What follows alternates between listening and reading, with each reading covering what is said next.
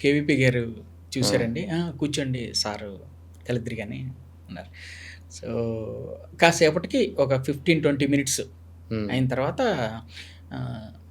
Sir చూసారు films. అప్పటి వరకు సార్ చూస్తున్నారండి ఫిల్మ్స్ అచ్చా! థియేటర్‌లో లోపల. మీరు బయట వెయిట్ చేస్తున్నారు. ఆయన యెస్. లోపల చూస్తున్నారు. సార్‌కి ప్రొజెక్షన్ ఎసారు. చూసారు. ఇమ్మీడియేట్‌గా అంతే.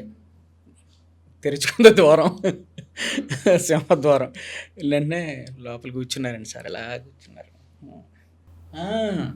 రండి, రండి. చూసాను మిమ్మల్ని. హ్మ్. మంచి వెటకారం మీకు. హుహు. ఫస్ట్ డైలాగండి. ఫస్ట్ డైలాగే. వైఎస్ రాజశేఖర్ గారు. ఆ!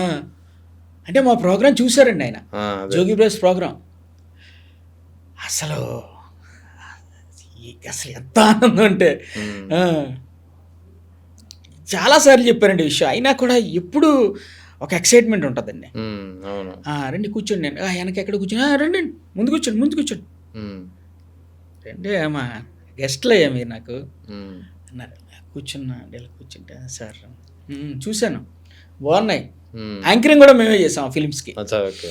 యాంకరింగు అంటే ఎక్స్‌ప్లెయిన్ చేయడం రోడ్లు ఎలా ఉన్నాయి, ఎలా ఉన్నాయి అని ఎక్స్‌ప్లెయిన్ చేసుకుంటూ అలాగే ఒక్కొక్కటి 10, 12 నిమిషాల ఫిల్మ్ అండి. అది ఒక 4 ఫిల్మ్స్ ఏనో చేసామండి ముందు. హ్మ్. 4 మున్సిపల్ రీజన్స్. హ్మ్. చూసి బాగున్నాయి.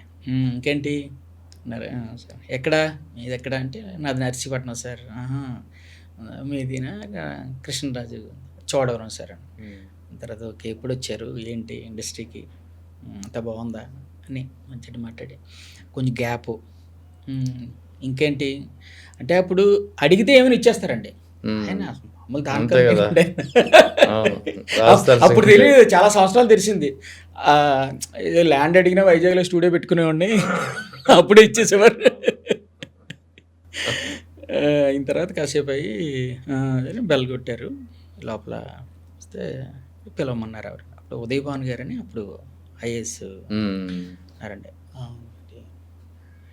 చెక్కిచ్చి పంపించు వీళ్ళకి. హ్మ్.